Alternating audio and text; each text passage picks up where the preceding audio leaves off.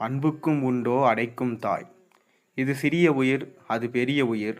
இது படித்தவன் உயிர், அது படிக்காதவன் உயிர். இது பணக்காரனின் உயிர், அது பரதேசியின் உயிர் என்றெல்லாம் பாகுபாடு பார்ப்பது சாதாரண மனிதர்களின் வழக்கம். எல்லா உயிர்களையும் தன் உயிர் போல் எண்ணி போற்றுபவர்கள் மகா ஞானிகள். இதனால்தான் இவர்களை உலகமே புகழ்கிறது. அப்படிப்பட்ட புகழும் பெருமையும் கொண்ட மகா ஞானி சுவாமி விவேகானந்தர். அவரது வாழ்வில் நடைபெற்ற சம்பவம் இது.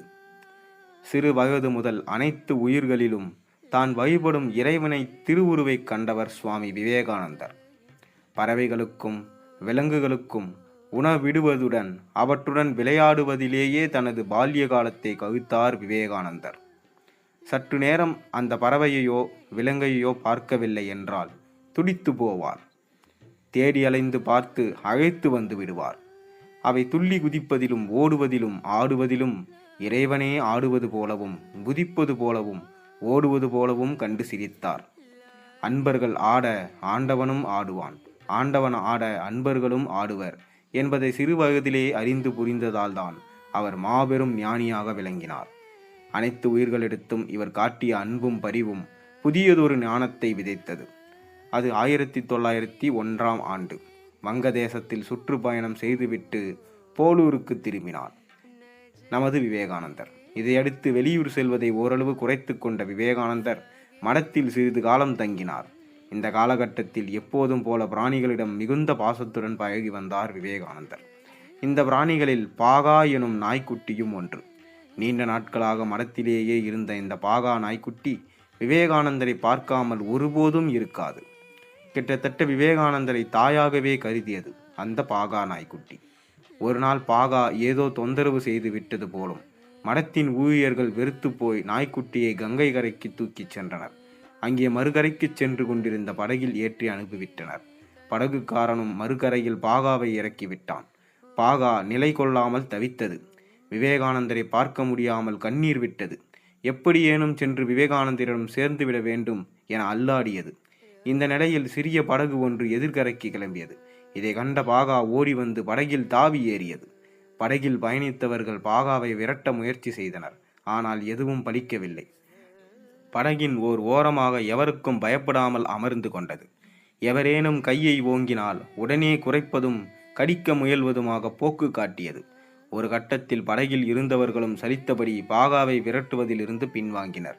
படகு கரையை தொட்டதும் விருட்டென்று தாவி கரைக்கு வந்த பாகா 4 கால் பாய்ச்சலில் எவர் கண்ணிலும் படாமல் மடத்துக்குள் சென்று பதுங்கி கொண்டது. மறுநாள் அதிகாலையில் எழுந்த விவேகானந்தர் நீராடுவதற்காக குளியலறைக்கு சென்றார். அப்போது வழியில் அவருடைய காலில் ஏதோ ஒன்று இடரவே உற்று பார்த்தார். அங்கே வாளை ஆட்டியபடி உடலை வளைத்தும் நெளித்தும் நின்றபடி ஏக்கமும் துக்கமுமாக விவேகானந்தரையே பார்த்து கொண்டிருந்தது பாகா. பாகாவை வாரி எடுத்து தடவி கொடுத்த விவேகானந்தர், பயப்படாதே, உன்னை என்றென்றும் காப்பாற்றுவேன் என்று சைகையின் மூலம் பாகாவுக்கு உணர்த்தினார். பாகாவை கண்டதால் விவேகானந்தரின் முகத்தில் எல்லையற்ற மகிழ்ச்சி. இதேபோல் பாகாவும் நெகிழ்ந்து போனது. தாம் செய்த குறும்புக்கு சுவாமியிடம் மன்னிப்பு கேட்க வேண்டும், அப்போதுதான் தனக்கு மடத்தில் இடம் கிடைக்கும் என்பதை பாகா உணர்ந்து வியப்புக்கு உரிய ஒன்று. அதேபோல சுவாமியை தனிமையில் சந்திக்கிற நேரத்தையும் இடத்தையும் அறிந்து வைத்திருந்ததும் ஆச்சரியப்படத்தக்க ஒன்று. அப்படியென்றால் விவேகானந்தரின் தினசரி வாழ்க்கையை அந்த பாகா எப்படி கவனித்திருக்கிறது? முக்கியமாக இத்தனை அன்பும் பரிவும் கொண்டு பாகாவுடன் விவேகானந்தர் எவ்வளவு நெருக்கமாக இருந்தார் என்பதையும் உணர முடிகிறது தானே. விவேகானந்தர் இறைவனின் திருவடியை அடைய சில நாட்களிலேயே பாகாவும் இறைந்தது. பிறகு மடத்துக்கு அருகில் ஓடிய கங்கா நதியில் பாகாவின் உடலை விட்டனர். அப்போது பேரலை ஒன்று எழும்பி பாகாவின் உடலை நடுக்கடலில் கொண்டு சேர்த்தது. இதை கண்ட மடத்தின் துறவிகளுக்கு வியப்பு. பாகா எனும் நாயின் அன்பை உணர்ந்து சிலிர்த்தனர்.